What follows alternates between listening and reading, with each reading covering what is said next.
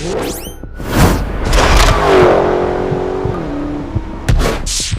subtle.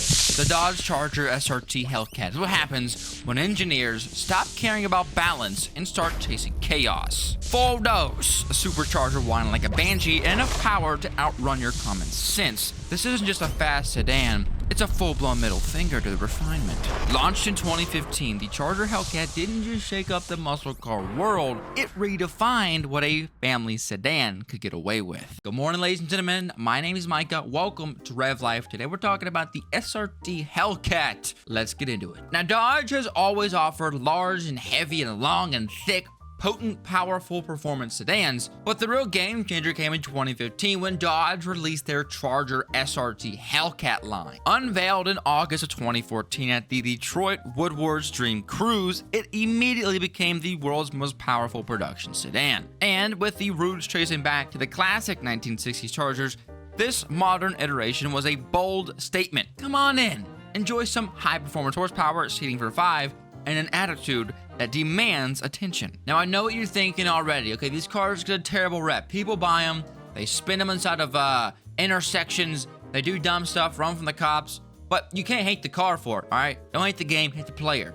all right? So these things, just wipe your mind clean slate for a minute and let me explain to you why this car is so beautiful, please. Under the hood lives a monstrous 6.2-liter supercharged HEMI, producing 707 horsepower and 650 foot-pounds of torque. Ladies and gentlemen, those are Ferrari specifications packed into a Dodge. That's insane. Now listen, Dodge claims a 0 to 60 in about 3.7 seconds, a quarter mile in about 11 seconds, and a top speed of 204 miles an hour. Sharing the LX platform with the Chrysler 300, which is another cool car by the way, the Charger Hellcat retains rear-wheel drive and a long wheelbase. But it does get some enhanced components like adaptive Bilstein dampening, upgraded brakes, and a torque vectoring differential in select years, whatever the heck that means. And this car was beautiful for what it was. It was slim, it was awesome, it was a muscle car, massive engine, sounded really good, looked really cool, but Dodge was like, yeah, let's go ahead and make it better. It's at like a 6 right now. Let's go ahead and make it a 9. In 2020, they introduced the wide-body variant, which this thing, just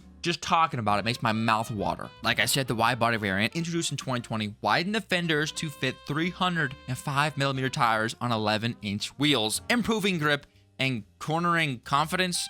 I don't know why they say that, okay? If you're cornering in a Dodge Hellcat, you're in the wrong spot. Let's go ahead and go to the drag strip or maybe just downtown, floor that mum, and let the thing run up, okay? Don't turn. That's dangerous, okay? And you might die. So just keep her straight, and everything will be going good, okay? Now, after the original Hellcat, okay, Dodge introduced the Widebody Hellcat, okay, in 2020, with beefier styling and enhanced grip. And then they were like, yeah, let's go ahead and go even further. Because then came the Hellcat Redeye in 2021, opened the power to 797 horsepower, adding the SRT power chiller, and refined performance touches. And then they were like, let's go ahead and go a little bit further because, you know, we're still Dodge. So in 2022, Dodge unveiled the Jailbreak edition, allowing factory customization and bumping of power up to a staggering 807 horsepower, marking the peak performance for the Charger SRT line. Do you hear what I said there? 807 horsepower. We're talking 200 horsepower off from 1,000 horsepower. Now listen, the car can't necessarily use all the horsepower it has because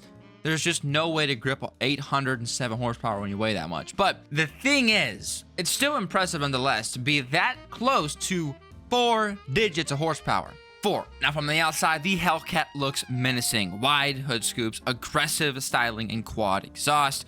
Wide body models added even more flavor in the panels and more flare crap to match its performance. Inside, it's sporty but functional SRT branded leather seats, performance pages, and a 200-mile-an-hour speedometer. Not luxury level, but it puts its focus firmly on driving. And that's the downside for a lot of people. They say the Dodge has not changed their interior, and I think I would agree, but it's still a cool interior. I mean, it is kind of like a it ain't broke, don't fix it mindset, which I understand, but it will be cool to see some enhancements somewhere. Well, not now, it's dead, so never mind. But even at over 4,500 pounds curb weight, the Charger Hellcat actually did pretty well with the reviewers. Car and driver recorded a 0-60 in 3.7 seconds, a quarter mile in 11.8 seconds at 124 miles an hour, and grip that could quote-unquote embarrass sports sedans. I don't think that's true, but that's nice of him to say. And with the Hellcat Redeye and Jailbreak being out, it pushed the performance even further. We're talking sub 11 second quarter miles, and top speeds of above 200 miles an hour, rivaling exotic sedans twice the price. Speaking of price, let's talk about that. At launch, the 2015 Charger Hellcat started around $64,000, combining, like I said, supercar level performance with an everyday usability,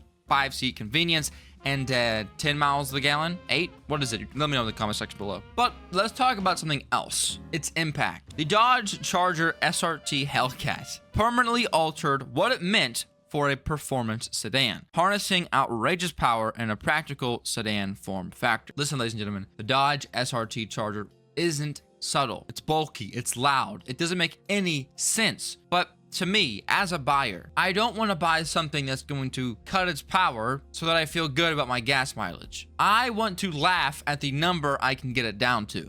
Does that make sense? And honestly, it's one of the last true muscle cars. And with the line swapping over to 6 cylinders and EVs, it's as good as dead. So these performance sedans are often compared to the European side of things. We're talking M5s, Audi RS6s, stuff like that. My question to you is, what would you choose? And if you don't like these cars, is it because of the bad rep they always are seen getting and, takeovers, running from the cops, and stupid stuff like that? Or is it just impractical, too heavy, and maybe ugly for you? Let me know down below. Either way, a wide-body red Hellcat with black stripes is on my dream list forever. Top 10, maybe even top 5. I'm not even joking. And I hope that was able to come across to you guys at home. But hey, if you liked the video and like what I did here, let me know by liking, subscribing, and leaving a comment down below. Of course, let me know what you want to see next, and I'll see you guys next one. Drive safe. Peace.